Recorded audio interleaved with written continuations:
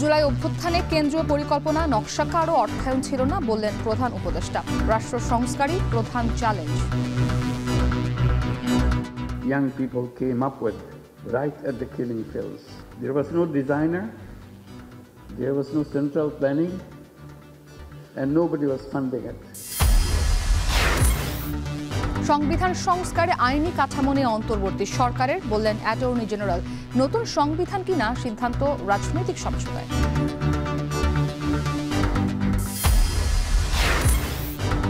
মুক্তিপণের জন্য আজিমপুরে 8 মাসের শিশু কন্যাকে অপহরণ, আটক 1, জড়িত বাকি 4 জনকে ধরতে অভিযানে র্যাব।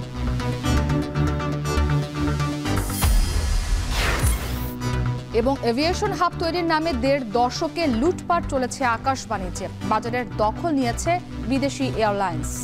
আসল কাজ যেটা এভিয়েশনের গ্রোথ, সাস্টেনেবিলিটি, সেটা না দেখে একটা কসমেটিক্স উন্নয়নের একটা ধোঁয়া আমরা তুলেছি। দিন যত যাচ্ছে বাংলাদেশি ক্যারিয়ারের যে ইন্টারন্যাশনাল রুটে যে মার্কেট শেয়ার, সেটা কিন্তু ডে বাই ডে রিডিউস হচ্ছে।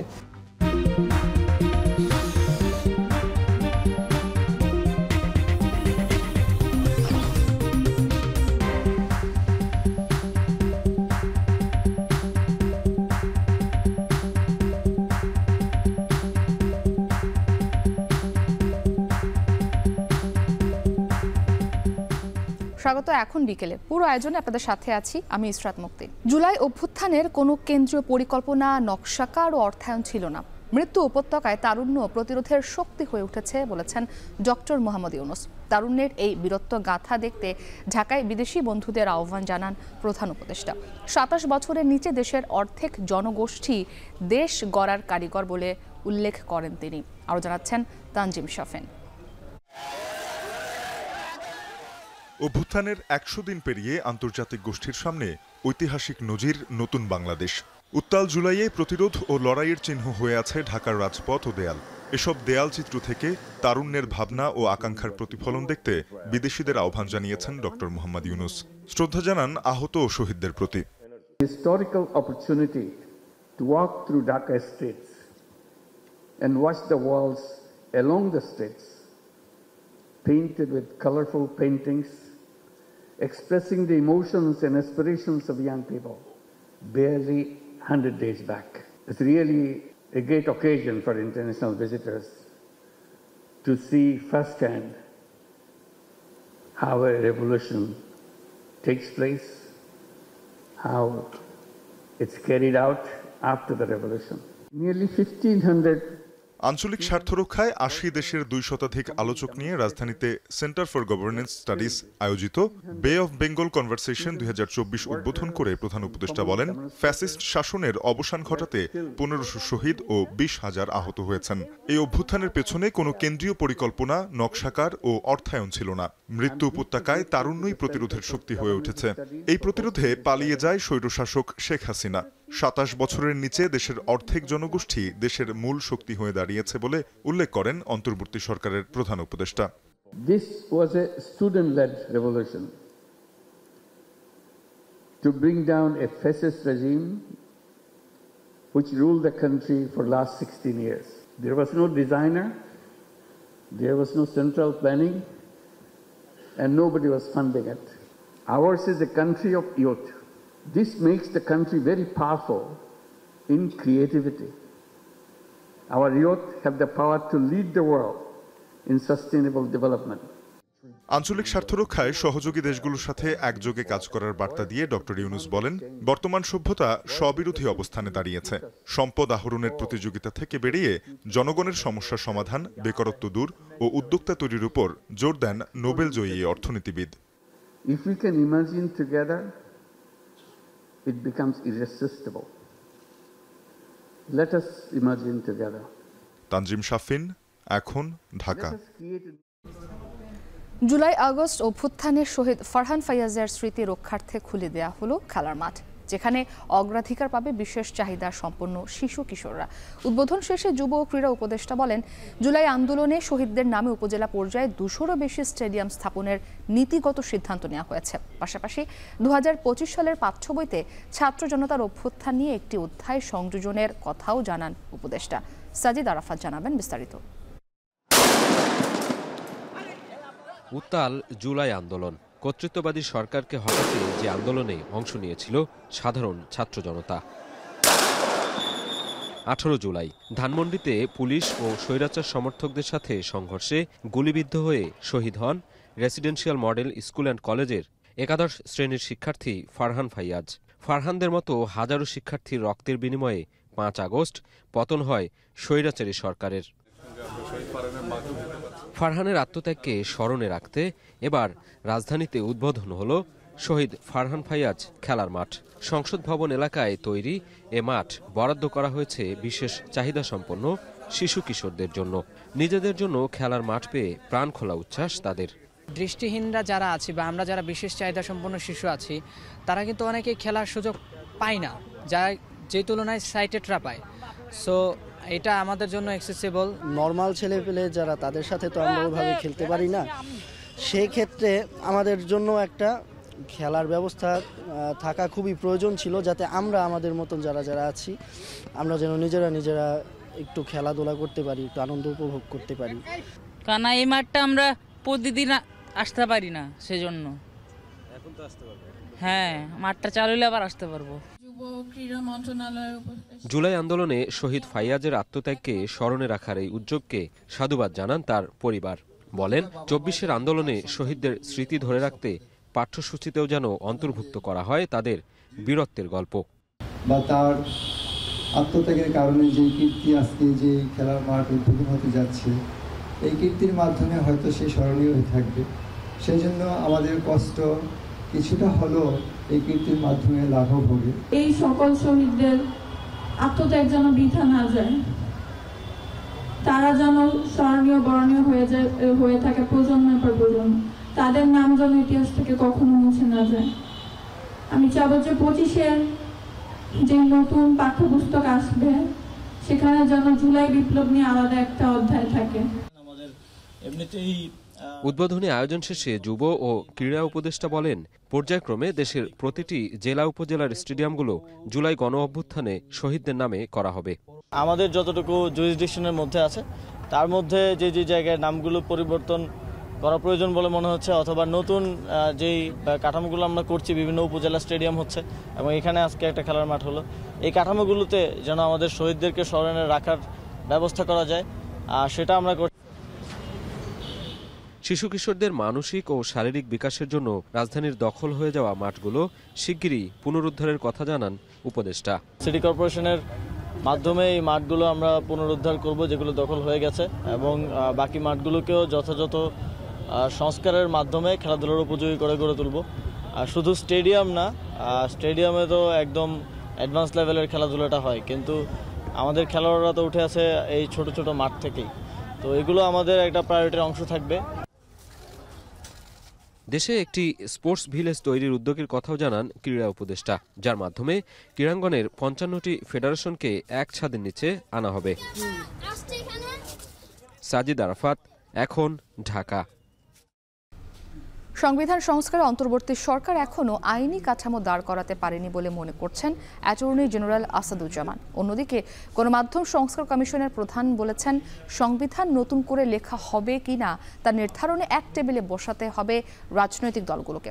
রাজধানীর জাতীয় প্রেস ক্লাবে কেমন সংবিধান চাই শীর্ষক আলোচনায় বক্তারা আরও বলেন, একনায়কতন্ত্র থেকে বের হতে সংবিধানের অনেক জায়গায় যৌক্তিক সংস্কার করতে হবে। প্রতিবেদনে বিস্তারিত।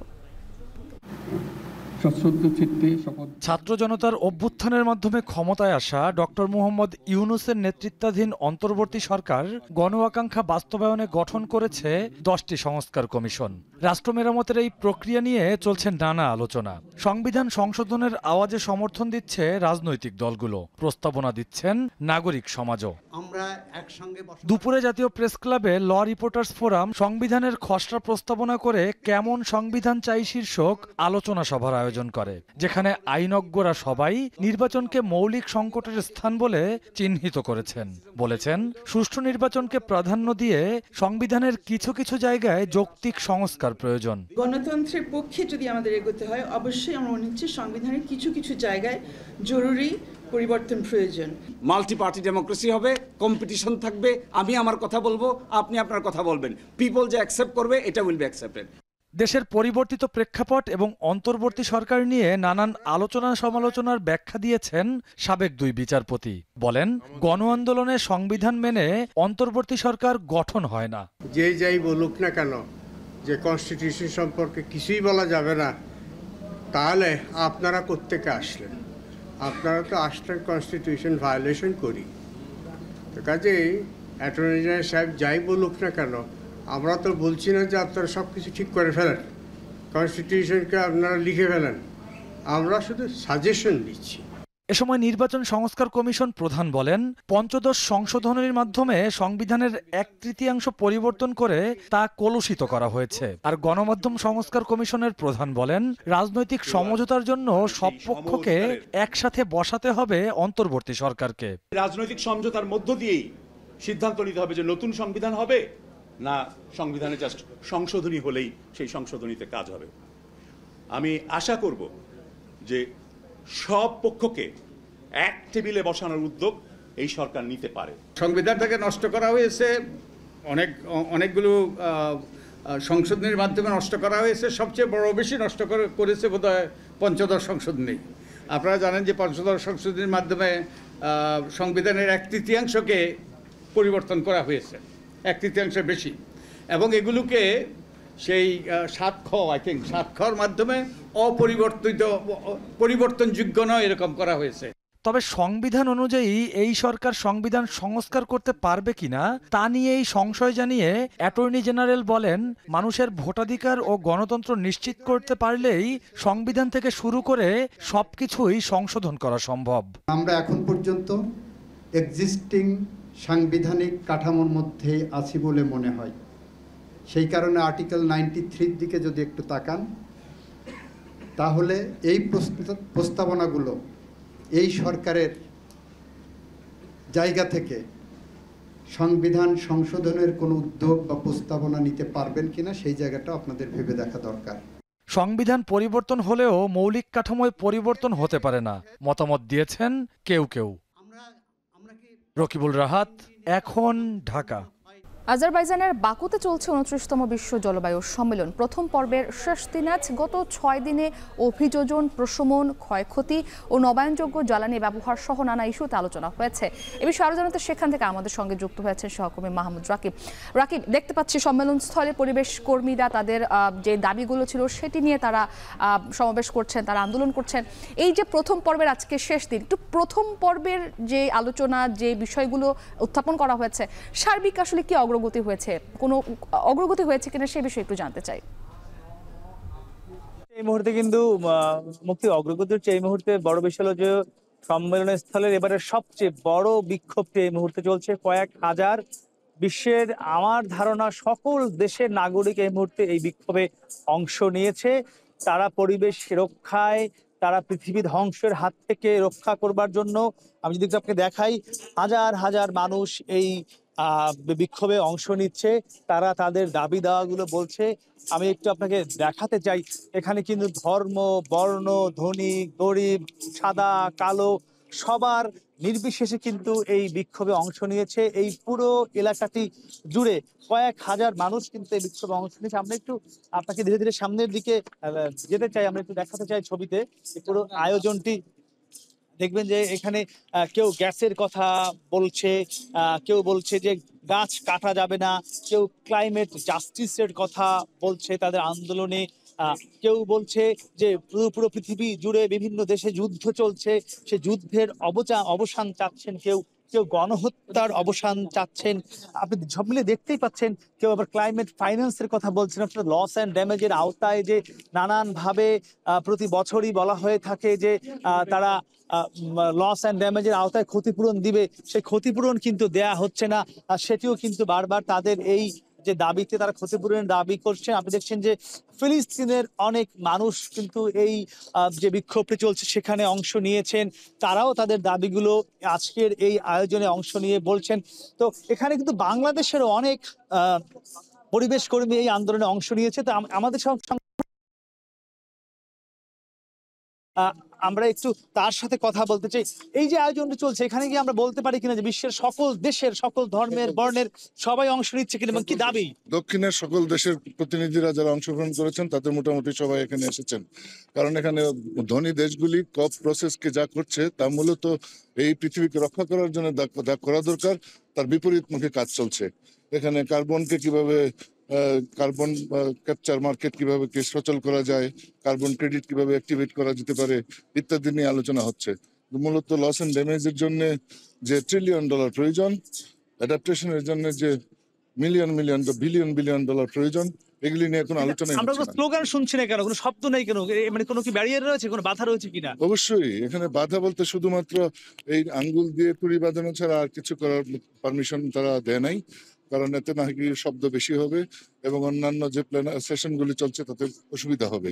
কিন্তু মূলত এটা এক ধরনের নিয়ন্ত্রণ করার প্রক্রিয়া, যাতে প্রতিবাদটা জোরালো না হতে পারে। কিন্তু আমরা এখানে আজকে বাদ ভাঙা মানুষ দেখতে পাচ্ছেন এবং এই তুড়ি বাজানোটাই অনেক বেশি প্রতিবাদ সৃষ্টি করেছে, কারণ এখানে আপনি দেখতে পাচ্ছেন হাজার হাজার মানুষ অংশগ্রহণ করেছে। শুধু দেখছি মুখে একটু শব্দ করছে, মানে কোনো স্লোগান নেই কেন মুখে? স্লোগান আমরা চেয়েছিলাম, এখানে জানেন আপনি UNFCCC প্রথম 3 দিন আমাদের প্রতিবাদের কোনো কর্মসূচি করার অনুমতি দেয়নি, তারপর থেকে সীমিত আকারে দিয়েছিল এবং এই সপ্তাহে আমাদেরকে বড় আকারে করার জন্য আমরা অনুমতি চেয়েছিলাম। স্লোগান দেওয়া যাবে না? স্লোগান দেওয়া যাবে না, স্লোগান আমরা ভিতরে দিয়েছি, ভিতরে আমাদের বক্তব্য হয়েছে প্ল্যানারি রুমের ভিতরে, কিন্তু বাইরে আসার পরে আমাদেরকে যাতে শব্দ বেশি না হয় সেই জন্য শুধুমাত্র এটাই পারমিশন দেওয়া হয়েছে। আপনাকে ধন্যবাদ মুক্তি। আমরা শুনছিলাম এখানে যে বিক্ষোভ করবে মানুষ, যে কথা বলবে, সেই অধিকারটুকু কিন্তু পরিবেশ কর্মীদের দেওয়া হয়নি, তাদেরকে শুধুমাত্র হাতেরই আঙ্গুল দিয়ে তুড়ি বাজানোর অনুমতি দেওয়া হয়েছে। আর আপনি দেখতে পাচ্ছেন না, শুনতে পাচ্ছেন, হালকা করে মুখে একটা শব্দ করতে দেওয়ার অনুমতি দেওয়া হয়েছে। কোনো স্লোগান বা কোনো এখানে বিক্ষোভ বা কোনো কিছু করবার জন্য তাদেরকে সেই অনুমতিটুকু দেওয়া হয়নি। তো সব মিলিয়ে এই বিক্ষোভে কিন্তু এই পুরো যে হল রুমটি দেখছেন আমার চারপাশে, কয়েক হাজার মানুষ, বিশ্বের সকল দেশের সকল ধর্মের মানুষ পরিবেশ রক্ষার জন্য, পরিবেশ ধ্বংসের হাত থেকে পৃথিবীকে বাঁচানোর জন্য তারা এখানে আন্দোলন করছেন।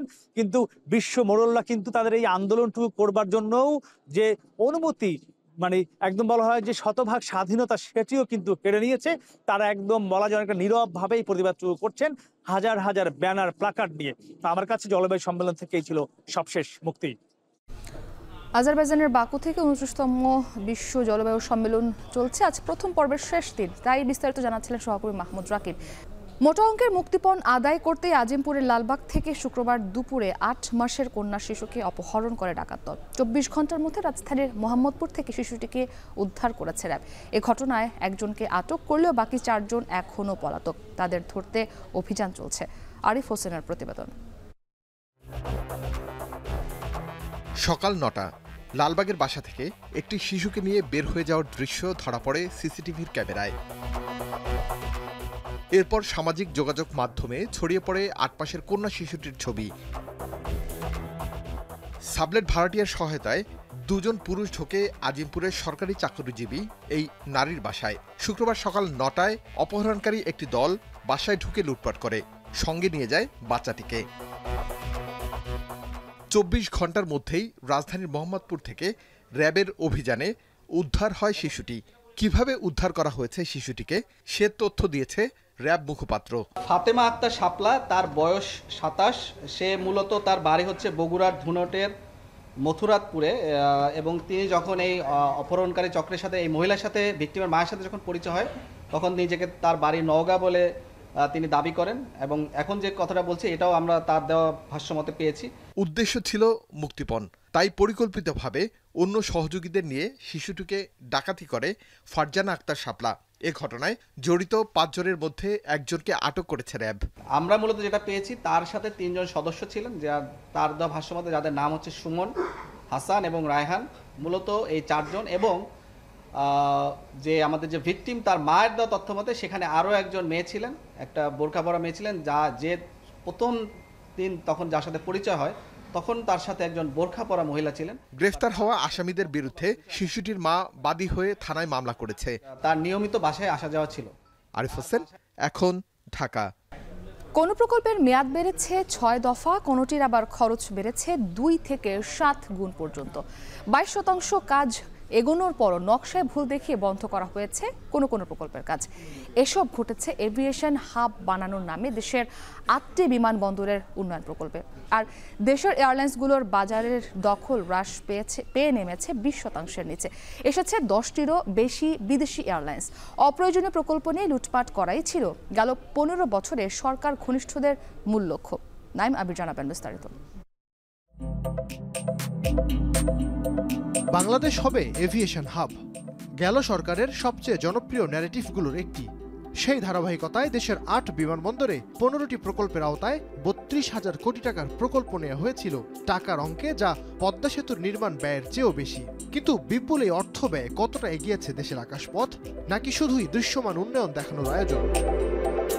একটা এভিয়েশন হাব হওয়ার জন্য যে সমস্ত পলিসিগত চেঞ্জ, সেগুলো না করে দৃশ্যত কিছু স্ট্রাকচার তৈরি করা কিন্তু এভিয়েশন হাব হওয়ার জন্য যোগ্য না।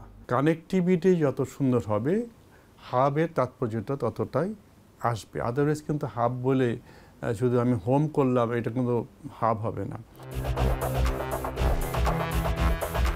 কর্তৃত্ববাদী শেখ হাসিনা সরকারের এভিয়েশন হাব তৈরির ফাঁকা বুলির সব থেকে বড় সাইনবোর্ড হযরত শাহজালাল আন্তর্জাতিক বিমানবন্দরের এই তৃতীয় টার্মিনাল। কোনো সন্দেহ নেই, স্থাপত্যশৈলী বিবেচনায় এই টার্মিনালটি চালু হলে বিশ্বের অন্যতম সেরা বিমানবন্দরের তালিকায় উঠে আসবে শাহজালাল আন্তর্জাতিক বিমানবন্দরের নাম। কিন্তু এই টার্মিনাল তৈরির পেছনে রয়েছে শুভঙ্করের ফাঁকি। কি সেই ফাঁকি? 2017 সালে একনেকে টার্মিনালটির জন্য পাশ করা হয়েছিল 13,000 কোটি টাকা। সেই ব্যয় এখন বেড়ে হয়েছে 21,398 কোটি টাকা। বেবিচক সূত্র বলছে, নির্ধারিত সময়ে কাজ শেষ করতে না পারায় আরও প্রায় 3,000 কোটি টাকা বাড়তে পারে এই টার্মিনালের খরচ। তাতে কাজ শেষ হতে মূল ব্যয়ের প্রায় দ্বিগুণ হয়ে যাবে এর খরচ। অতিরিক্ত ব্যয়ের পাশাপাশি টার্মিনালটির সবচেয়ে বড় দুর্বলতা রানওয়ে না থাকা। বলা হচ্ছে, বছরে প্রায় 1,20,00,000 যাত্রী সেবা দিতে পারবে নতুন এই টার্মিনাল। যেখানে কোটিখানেক যাত্রীকে সেবা দিতেই হিমশিম খাচ্ছে বর্তমান রানওয়ে, সেখানে আরও 1 কোটি যাত্রী কিভাবে সেবা দেয়া যাবে তার কোনো রূপরেখা নেই। 2,20,00,000 লোক জীবিত সব বছরে আনবো, আমার রানে কোথায়? আমার সেই রানের ক্যাপাসিটি তো এই মুহূর্তে নাই। আমি এটা কীভাবে বাড়ানো হবে এ নিয়ে অনেক জগাখুচুরি কথা হয়েছে। অনেক সময় বলেছে আরেকটা রানে করে ফেলবো, প্যারালাল ডিপেন্ডেন্ট রানে করবো। এগুলো খুবই বাজে কথা, সম্ভব না এটা করা। এবার চোখ দেয়া যাক ঢাকার বাইরের বিমানবন্দরগুলোর দিকে। সিলেটের ওসমানী আন্তর্জাতিক বিমানবন্দর সম্প্রসারণে হাতে নেওয়া হয়েছিল 2,309 কোটি 79 লাখ টাকার প্রকল্প। 22% কাজ আগানোর পর নকশায় ভুল দেখিয়ে বন্ধ করে দেয়া হয় সেই কাজ। 8 মাস পর ফের নতুন করে কাজ শুরু হওয়ায় প্রকল্পের সময় 2 বছর বাড়ার পাশাপাশি ব্যয়ও বাড়ছে 1,000 কোটি টাকা। কক্সবাজার বিমানবন্দরকে আন্তর্জাতিক করার নামে 302 কোটি টাকার প্রকল্প ব্যয় 6 দফায় বেড়ে হয়েছে 2,015 কোটি 64 লাখ টাকা। 2009 সালে নেওয়া প্রকল্পটি শেষ করা যায়নি 15 বছরেও। আর রানওয়ে সম্প্রসারণের ব্যয় শুরুতে 1,567 কোটি টাকা থাকলেও পরে বেড়ে যায় 225 কোটি টাকা।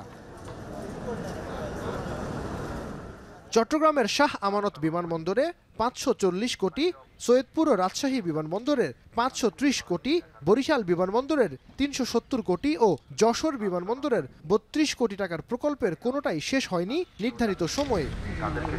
আমাদের উন্নয়নের যে দর্শন যেটা ছিল বিগত 15 বছরে, সেরকমই খাপছাড়া এবং বেহিসাবি আমি বলবো, যেটা আসল কাজ যেটা অ্যাভিয়েশনের গ্রোথ সাস্টেনেবিলিটি, সেটা না দেখে একটা কসমেটিক্স উন্নয়নের একটা ধোঁয়া আমরা তুলেছি।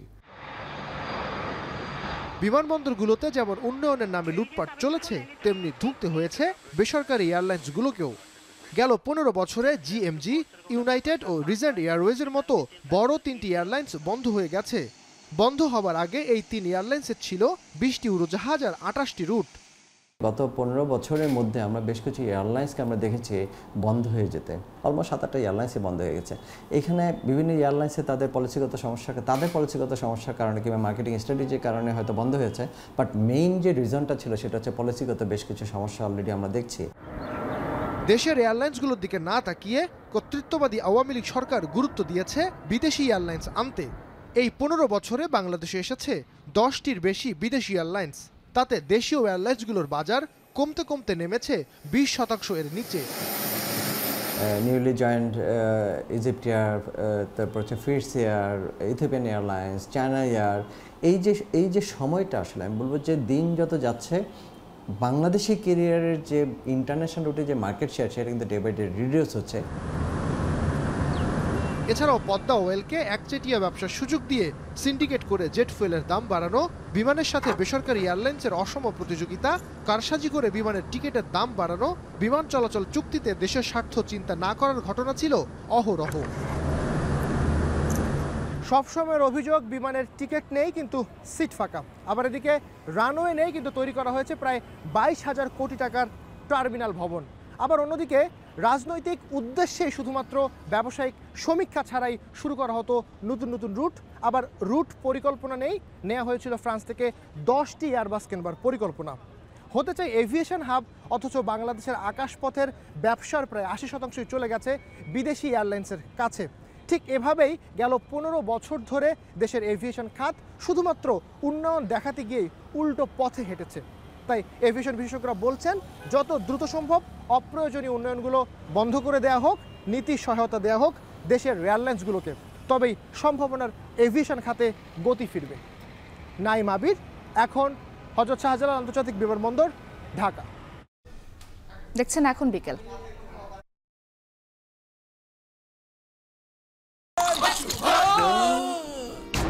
আমি এই চেয়ারে বসবো না। বাচ্চু ভাই, এই চেয়ারকে ভয় পেও না। ডেন্টিস্টের পরামর্শ নাও নতুন কোলগেট অ্যাক্টিভ সোল, যা দাঁতের সমস্যা শুরু হওয়া মাত্রই থামিয়ে দেয়। না থাকবে ব্যথা, না থাকবে ভয়। রাজধানীর ইঞ্জিনিয়ার্স ইনস্টিটিউশন মিলনায়তনে জাতীয়তাবাদী টেক্সটাইল ইঞ্জিনিয়ার্স অ্যাসোসিয়েশনের জাতীয় কাউন্সিলে বক্তব্য রাখছেন বিএনপির ভারপ্রাপ্ত চেয়ারম্যান তারেক রহমান। আমরা সরাসরি যুক্ত হচ্ছি সেখানে। কাছাকাছি চলে এসেছে 10,000 থেকে, যদি 10,000ও ধরে থাকি আমরা। আরএনজি এবং টেক্সটাইল সহ শিল্পের বিরুদ্ধে নানা রকম ষড়যন্ত্র চলছে। সতর্ক থাকার পাশাপাশি রফতানি বাজারে আধিপত্য ধরে রাখার জন্য নিজেদের সক্ষমতাও কিন্তু আরো বাড়ানো প্রয়োজন। পাশাপাশি ব্যাকওয়ার্ড লিঙ্কেজ সহ শিল্পের বিকাশ ঘটানো প্রয়োজন। কাঁচামালের জন্য আমাদের যে নির্ভরতা আছে সেই নির্ভরতাকে কমিয়ে আনার জন্য কার্যকরী পদক্ষেপ নেওয়া প্রয়োজন আগামী দিনগুলোতে। প্রিয় উপস্থিতিবৃন্দ, গত 15 বছরের মাফিয়া চক্র দেশকে আমরা দেখেছি কিভাবে সম্পূর্ণ বলা যায় আমদানি নির্ভর, পরনির্ভর বা ঋণ নির্ভর করে ফেলেছে। এই অবস্থা থেকে অবশ্যই দেশকে বের করে আনা প্রয়োজন। বের করে এনে দেশকে সমৃদ্ধি এবং স্বনির্ভর করা প্রয়োজন যে কোনোভাবে। বাংলাদেশ জাতীয়তাবাদী দল বিএনপির অন্যতম প্রধান একটি অগ্রাধিকার হচ্ছে যে এই লক্ষ্য পূরণে নানামুখী উদ্যোগ গ্রহণ করা। জাতীয়তাবাদী টেক্সটাইল ইঞ্জিনিয়ার্স অ্যাসোসিয়েশনের কাউন্সিলে বক্তব্য রাখছিলেন বিএনপির ভারপ্রাপ্ত চেয়ারম্যান তারেক রহমান। আমরা এতক্ষণ ছিলাম সেখানে। আওয়ামী লীগ সরকার দেশের অর্থনীতি ধ্বংস করে গেছে উল্লেখ করে শ্বেতপত্র প্রণয়ন কমিটির প্রধান ডক্টর দেবপ্রিয় ভট্টাচার্য বলেন, সংস্কারের পথ মসৃণ করতে অর্থনৈতিক স্থিতিশীলতা জরুরি। এদিকে অর্থ উপদেষ্টা সালেহ উদ্দিন আহমেদ বলেন, পাচার করা অর্থ ফেরানোর চেষ্টা চলছে, গতি ফিরছে ব্যাংক খাত ও পুঁজিবাজারে। সাজিদ আরাফাতের প্রতিবেদন। ব্যাংকে আমানত রাখা গ্রাহকের টাকা আত্মসাৎ, ঋণ খেলাপিদের অবৈধ সুবিধা দেয়া, বিদেশি অর্থ পাচার সহ নানা দুর্নীতির কারণে ভেঙে পড়া আর্থিক খাত সংস্কারে দায়িত্ব গ্রহণের শুরু থেকেই মনোযোগ দেয় অন্তর্বর্তী সরকার। পরিবর্তন আনা হয় ব্যাংকগুলোর পরিচালনা পর্ষদেও। শনিবার এক সেমিনারেও এ নিয়ে কথা বলেন অর্থনীতিবিদরা। শ্বেতপত্র প্রণয়ন কমিটির প্রধান দেবপ্রিয় ভট্টাচার্য বলেন, ব্যাংক চালানোর মতো যোগ্যতা না থাকা সত্ত্বেও মাসোহারা দিয়ে কেন্দ্রীয় ব্যাংকের ভেতরে নিজেদের লোক রাখা হয়েছিল কর্তৃত্ববাদী আওয়ামী লীগ সরকারের আমলে। দেখানো হয়েছিল ভুয়া রিজার্ভ। যে প্রবৃদ্ধির যে তথ্য আমাদের দেওয়া হয়েছিল, সেই প্রবৃদ্ধির যে উপাত্ত দেওয়া হয়েছিল, এইটার ভিতরে মারাত্মক ধরনের সমস্যা ছিল এবং এক পর্যায়ে যে আমরা বলেছি, আমি অন্য জায়গায় বলেছি, তথ্য উপাত্তের রাজনৈতিকীকরণ করা হয়েছিল, the politicization of the data and information. অর্থনৈতিক স্থিতিশীলতা আনা সম্ভব না হলে সংস্কারের পথ মসৃণ হবে না বলেও মন্তব্য করেন তিনি। বিগত সরকার দেশের আর্থিক ও জ্বালানি খাতকেও গিলে ফেলেছে বলে অভিযোগ এই অর্থনীতিবিদের। যারা ফাইন্যান্সিয়াল সেক্টর খেয়েছে তারাই কিন্তু এনার্জি সেক্টরে আছে। তারাই কিন্তু ব্যাংক লুট করেছে, তারাই কিন্তু ফাইন্যান্সিয়াল আপনার ক্যাপিটাল মার্কেট লুট করছে, তারাই কিন্তু ইলিসিট ফাইন্যান্সিয়াল ফ্লো, তারাই কিন্তু মেগা প্রজেক্টের contractor. They are all same group of people over there. আলোচনায় অংশ নিয়ে অর্থ উপদেষ্টা জানান বিদেশে পাচারকৃত টাকা ফিরিয়ে আনার ব্যবস্থা করা হচ্ছে। ভবিষ্যতে সরকারি বা বেসরকারি খাতের কেউ টাকা পাচার করলে তাদের ধরা হবে। তবে আমি সবসময় বলি সংস্থাগুলো আমরা সব করে যেতে পারবো, ইমিডিয়েট যেগুলো আর্থিক খাতে, ক্যাপিটাল মার্কেটে, এনবিআই, সেগুলো আমরা করবো একটা short term, overlapping to the mid term, আর মিড টার্মের পরে লং টার্ম তো করবে রাজনৈতিক সরকার। ব্যাংকিং খাত ও পুঁজিবাজারে কিছুটা শৃঙ্খলা ফিরে এসেছে দাবি করে হতাশ হবার কিছু নেই বলেও মনে করেন অর্থ উপদেষ্টা। সাজিদ আরাফাত, এখন, ঢাকা। সকল শ্রেণীর পাঠ্য বই থেকে শেখ হাসিনা ও তার পরিবারের ছবি বাদ দেওয়ার আহ্বান জানিয়েছেন শিক্ষাবিদরা। নিরপেক্ষ ইতিহাস অন্তর্ভুক্তির পাশাপাশি পাঠ্যপুস্তকে জুলাই অভ্যুত্থানের বীরত্ব গাথা তুলে ধরার দাবি জানান তারা। সেমিনারে বৈষম্য বিরোধী ছাত্র আন্দোলনের আহ্বায়ক হাসনাত আব্দুল্লাহ বলেন, ২৪-এর গণ অভ্যুত্থানকে যেন উপ ইতিহাস হিসেবে উপস্থাপন করা না হয়। হাসিব বিল্লার প্রতিবেদন। প্রাক প্রাথমিক থেকে শুরু করে দশম শ্রেণী পর্যন্ত পাঠ্যপুস্তকে শেখ হাসিনা ও শেখ পরিবারের বন্দনার গল্প ও ছবি স্থান পায়। বাংলা, ইংরেজি, ইতিহাস, পৌরনীতি, বাংলাদেশ ও বিশ্ব পরিচয় বইয়ে চাপিয়ে দেয়া হয় পরিবারতন্ত্রের গল্প। গত ১৬ বছর এভাবেই ইতিহাসের নামে রাজনৈতিক প্রচারণা চালায় আওয়ামী লীগ। অথচ বাংলাদেশের ইতিহাসের পেছনে আছে আরও বহু মানুষের অবদান। মাওলানা ভাসানী, শেরে বাংলা একে ফজলুল হকদের ইতিহাস তুলে ধরার আহ্বান জানান শিক্ষা গবেষকরা। এছাড়া জুলাই অভ্যুত্থানের ঘটনা প্রবাহ, শহীদদের জীবনী, আহত নির্যাতিতদের ইতিহাস পাঠ্য বইয়ে অন্তর্ভুক্ত করার দাবি তাদের। জাতীয় শিক্ষা ব্যবস্থাপনা একাডেমিতে আয়োজিত শিক্ষা অধিকার সংসদের প্রস্তাব নিয়ে গোলটেবিল বৈঠকে শিক্ষাবিদরা বলেন, বিশেষজ্ঞদের দ্বারা কমিটি গঠনের মাধ্যমে পাঠ্যপুস্তক উন্মুক্ত করে সবার মতামতের ভিত্তিতে নতুন শিক্ষাক্রম পরিমার্জন করতে হবে। স্বাধীন বাংলাদেশের স্বৈরাচার সরকার প্রতিষ্ঠায় যেসব ব্যক্তি এবং যে সমস্ত উপাদান সহায়ক ভূমিকা পালন করেছে সেসব ব্যক্তি এবং উপাদান পাঠ্য বই থেকে অপসারণ করে আমরা জুলাই অভ্যুত্থানের শহীদ এবং আহতদের বীরত্বগাথা সংযোজন করতে পারি। এ সময় বৈষম্য বিরোধী ছাত্র আন্দোলনের আহ্বায়ক বলেন, ২৪-এর গণ অভ্যুত্থানকে যেন উপ ইতিহাস হিসাবে উপস্থাপন করা না হয়। পাঠ্যপুস্তক পরিমার্জন কমিটির সদস্য বলেন, ২৬ সালে নতুন ধারার শিক্ষানীতিতে ২৪-এর ইতিহাস সংযোজন করা হবে। আমাদের এই যে তরুণ প্রজন্ম, এরা হিস্ট্রি রিডার না, ওদেরকে হিস্ট্রি রিডার মনে করে তাদেরকে যে একটা সাবক্লাস হিসেবে দেখার যে আমাদের দৃষ্টিভঙ্গি, এটা চেঞ্জ করে তাদেরকে আমাদের হিস্ট্রি মেকার হিসেবে আমাদেরকে স্বীকৃতি দিতে হবে। এ সময় গণঅভ্যুত্থানে শহীদ পরিবারের সদস্যরা বলেন, পাঠ্যপুস্তকে বঙ্গবন্ধুকে চাপিয়ে দেওয়া হয়েছিল, বইয়ের সাথে বাস্তবতার কোনো মিল ছিল না। আর আমি চাইবো যে আমার সন্তানকে মানুষ জানুক এবং তার যেই অনুপ্রেরণা, এই অনুপ্রেরণায় অনুপ্রাণিত হয়ে আবার কোনো আনাজ বাংলার ঘরে। হাসিব বিল্লাহ, এখন, ঢাকা। অগ্রহায়ণের প্রথম দিনে দেশের বিভিন্ন অঞ্চলে আমন ধান কাটার ধুম পড়েছে। এবার আবহাওয়া অনুকূলে থাকায় উত্তরাঞ্চলের বেশিরভাগ এলাকায়ও ফলন ভালো হয়েছে। পাশাপাশি বাজার ভালো থাকায় কষ্টের ফসলে আর্থিকভাবে লাভবান হওয়ার আশা করছেন কৃষকেরা। রাকিবুল হাসান জানাবেন বিস্তারিত। হেমন্তের সকালে নরম আলোয় ফসলের মাঠে সরব কৃষক ও ক্ষেত মজুররা। পাকা আমনের ঘ্রাণ আর কৃষকের কাস্তে দুয়ে মিলে তৈরি হয় সমৃদ্ধির সোপান। রাজশাহী অঞ্চলে শুরু হয়েছে আমন ধান কাটা ও মাড়াইয়ের কাজ। অগ্রহায়ণ জুড়ে গ্রাম বাংলার মাঠঘাট উঠোন মুখরিত থাকবে কিষানির ফসল তোলার উৎসবে। এবারের বর্ষা পোকার আক্রমণ রুখে দেওয়ার পাশাপাশি বাঁচিয়ে দিয়েছে সেচ খরচ। পাশাপাশি অনুকূল আবহাওয়ায় ফলনও হয়েছে বেশ। বর্ষা ভালো ছিল, ফলনও ভালো লাগছে। এখন 18-20 মন করে যাওয়া সম্ভব। এখানে আপনার ধরেন যে 20 মন 22 মন বিঘায় ফলন দিয়েছে। হ্যাঁ, লাভ হচ্ছে। নতুন ধান উঠবে, উঠে তারপরে আমরা নতুন ধান এখন তো করতে পারলাম না, তখন আমাদের সব মারলে তখন সব কিছু করে আমাদের তখন আনন্দ করে পূজা করি। প্রাকৃতিক বিপর্যয় না থাকায় গেলবারের মতো বাম্পার ফলনের আশা কৃষি বিভাগের। পাশাপাশি ফসলের ন্যায্য মূল্য নিশ্চিতেরও আশা তাদের। এবছর এখানে পর্যাপ্ত এবং সময় মতো বৃষ্টিপাত হওয়ার কারণে আমাদের মাঠের রোপামন ধানের কিন্তু খুবই ভালো অবস্থা এবং আশা করি আমরা আমাদের যে লক্ষ্যমাত্রা, সেই লক্ষ্যমাত্রা আমাদের অর্জন হবেও এবং আমরা লক্ষ্যমাত্রা ছাপিয়ে আমরা আরও ভালো অবস্থানে যাব বলে আমরা আশা করছি। উত্তরের আরেক জেলা নাটোরেও উৎসবমুখর পরিবেশে চলছে ধান কাটা। কার্তিকের মাঝামাঝি থেকে জেলায় ধান কাটা শুরু হলেও অগ্রহায়ণের প্রথম দিনে তাতে নতুন মাত্রা যোগ করেছে নবান্ন উৎসব।